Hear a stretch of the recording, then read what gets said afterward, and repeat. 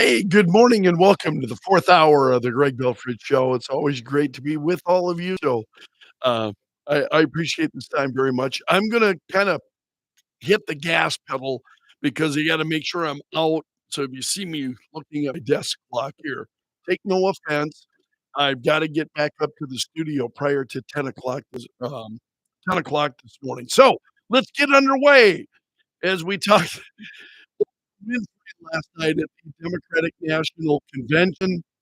She, went after Donald Trump. She did not rip into Trump like others have at the convention, but Fox News has got a story this morning that she slammed, former President Trump after, she suggested that he would make a good president. And so Winfrey told the crowd, she said, "We know all the old tricks and tropes that are designed to distract us from what actually matters. But we are beyond ridiculous tweets and lies and foolery. These are complicated times." And she said they require adult conversation. And I welcome those conversations, she said, because civilized debate is vital to democracy and it is the best of America. Well, I can appreciate that. But then she took a shot at Trump. She said, "Now there's a certain candidate that says if we just go to the polls this one time, that we'll never have to do it again." Well, you know what? You're looking at a registered independent who's proud to vote again and again and again because I'm an American, and that's what Americans do. Voting is the best of America. And then she continued. But shortly after Winfrey criticized Trump, the Trump campaign posted a thank you letter that Winfrey wrote back in 2000, suggesting to Trump that he would be a good president. She said, "Too bad we're not running for office." Winfrey said, "What a team, her and Trump." And she said in an interview in 2023, "I might have thought it back then. I might have thought it 23 years ago, but that's not her thinking today." So the Trump campaign responding with this letter that Oprah Winfrey had written to Trump, "What a team we would make." Now remember, everybody loved Donald Trump until he descended on the escalator and announced that he was running as a Republican for president. Isn't that amazing? The media Donald Trump was a media darling. He really was. He was a media darling until he rode down that escalator and said he was running as a Republican for president. Then the whole game changed. Pretty incredible. Newsmax has got a story this morning about Donald Trump. He will visit the southern border in Arizona. So, of course, coming up tonight, we'll see Kamala Harris taking the stage at the Democratic National Convention. By the way, how did they manage to make sure that Tim Walz spoke on time last night? Why didn't we see another 10:30 PM presentation by Tim Walz as we did for Joe Biden? The idea that you've got these Democrats out there, all of these issues and people spoke too long and oh, and what tomfoolery. So Donald Trump is visiting the border today, trying to highlight the administration's unwillingness to address what's going on at the, border. So Donald Trump will visit Arizona's Cochise County hours before Kamala Harris then formally accepts her party's nomination. And not that I expect, Kamala Harris to react to this tonight, but Donald Trump said America is facing our country's worst border crisis because borders are Kamala Harris. This is coming from the Trump campaign. They posted this online. So Trump posted to Truth Social yesterday And he said, "I will be going to the southern border to address the plague of migrant crime and migrant rape that so-called border czar, Comrade Kamala Harris, has unleashed on America. This nightmare ends and ends immediately with our victory in November," Trump said. So he will be in Cochise County today. The county sheriff, Mark Daniels, is expected to be among the people who will join Trump at the border. And you can find more on that story at Newsmax. Breitbart, tonight, the coronation. They say Kamala will accept nomination after 0 primary votes, 32 days without a press conference. I continue to believe, again, we'll see what happens with the press conference and how many she does. How many news conferences do you think she will do between now and November? I'm curious to know how many you think. It will be fascinating to see, but she has done 32 days since Joe Biden stepped down. It's been 32 days. Is your life, by the way, any better now that uh, also, this is a great reaction from Fox Business. It's a piece by Stephen Moore. And I mentioned this story because it was trending this morning on the program. Didn't talk about it much beyond that, but during Belf's News Gallery, I run down stories each morning that are trending. And numbers were reported recently, and now it turns out that, oh, actually, the US economy is missing over 800,000 jobs, 818,000 jobs, fewer than what the administration had just reported days ago. So that number down considerably from where they said it was. And so Stephen Moore has got a piece. I want to blow that up a little bit here for myself so I can read more easily. Um, so government statistics then, he says, tend to paint a more upbeat picture of the economy than how real Americans on Main Street believe that things are going. Does that sound familiar to those of you who listen? It's what I'm talking about all the time. The view on the Main Street view of what's going on, the view on Main Street. And so the government, once again, here, "Oh, things are great, things are wonderful," presenting a rosy picture of how things are going, and yet you go to the grocery store and you go, "What in the hell is this?" I mean, you see the end, not that you're blaming the grocery store, you're just seeing prices going up and up and up. Absolutely agree. And then he goes on to say, for example, more than half of Americans say they think the country is in a recession. We aren't officially, but it's clear millions of Americans aren't buying the rosy scenario. It's because it's not true. And he said, now we learn that over the last year, unemployment was nearly 30% lower than originally announced. Oops. And then he goes on to talk about it. And so the US economy created 818,000 fewer jobs than originally reported. And he said that downward revision is a lot more than a rounding error. 3% is a rounding error.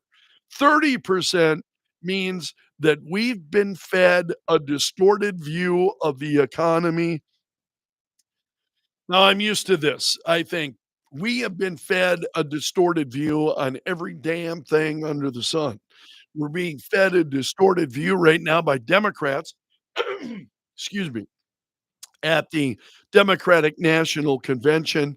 And then the fact that those in the federal government, and I really try hard not to throw the baby out with the bathwater in criticizing people that work within the government, because you've gotta believe there are good people that are working within the government, but overall, um, what we have seen, it's really kind of, distressing, and this piece goes on to say, "I'm not accusing the Bureau of Labor Statistics of wrongdoing.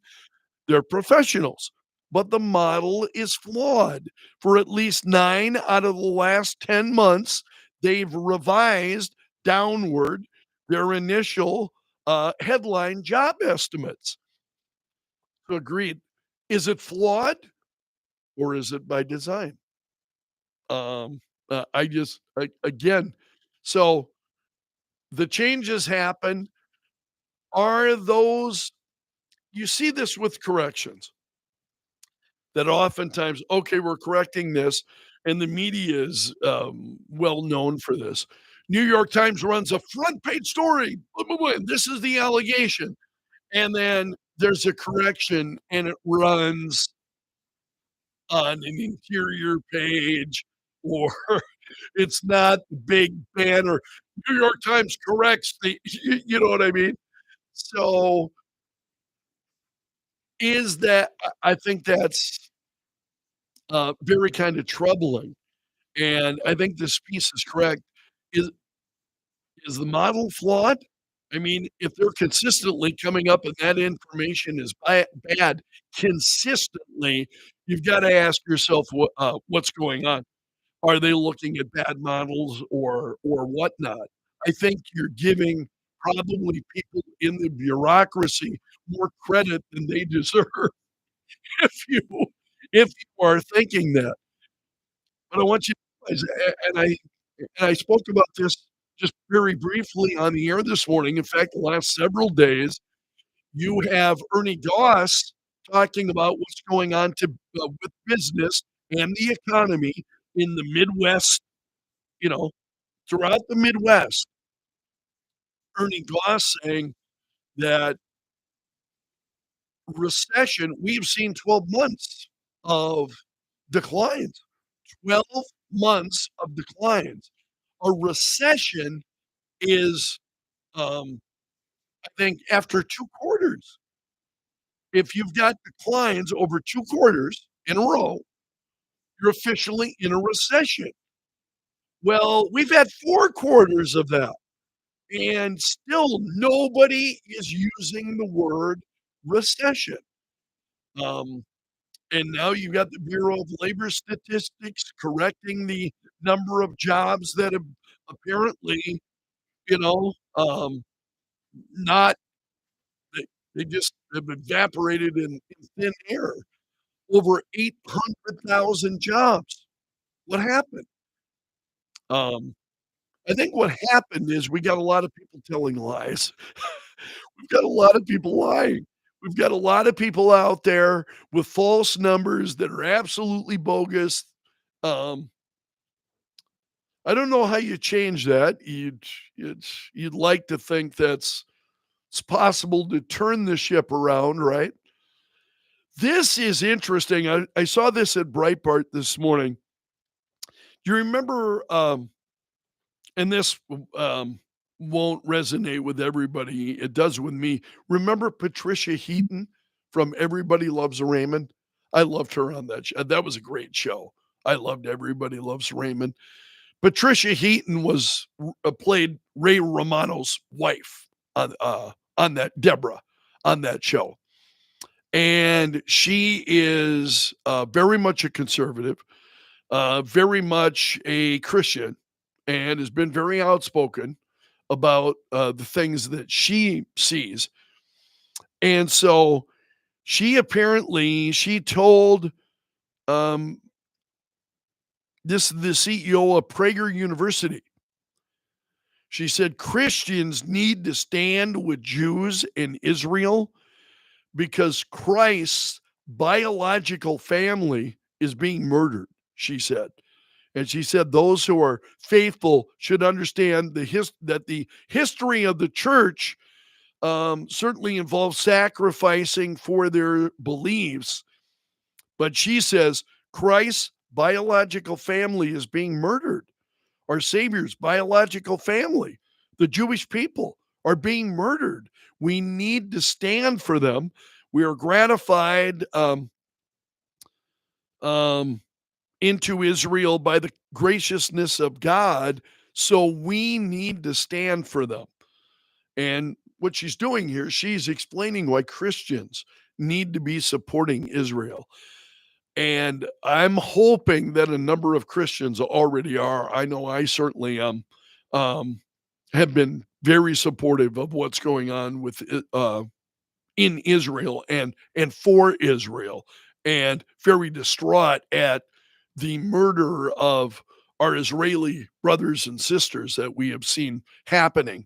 Um, and she said she doesn't believe the Catholic Church is speaking out enough about the Israel um, Hamas war.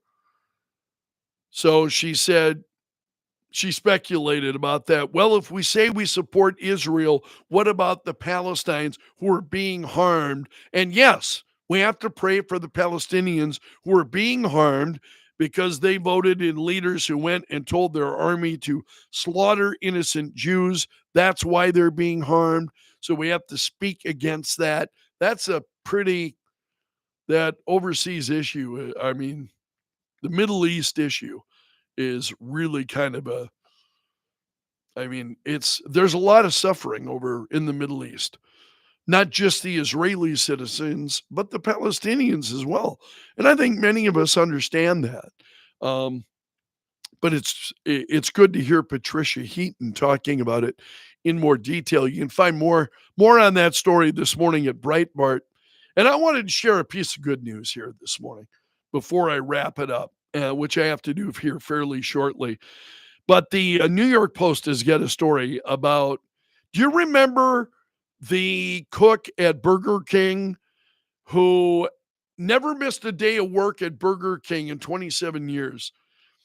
And they gave him kind of a bogus going away gift. It was really not much. He got a pretty measly gift from the management after 27 years of service.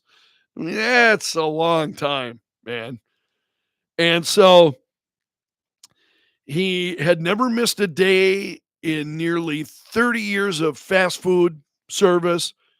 Well, now he's planning to open a food truck with his daughter, right? Because he received more than $400,000 from a fundraising campaign after his story went viral. And with those funds, now he is, again, now Burger King set him off with a movie ticket, a Starbucks cup, and a mix of candy and chocolate. That was the payback he received for 27 years of service.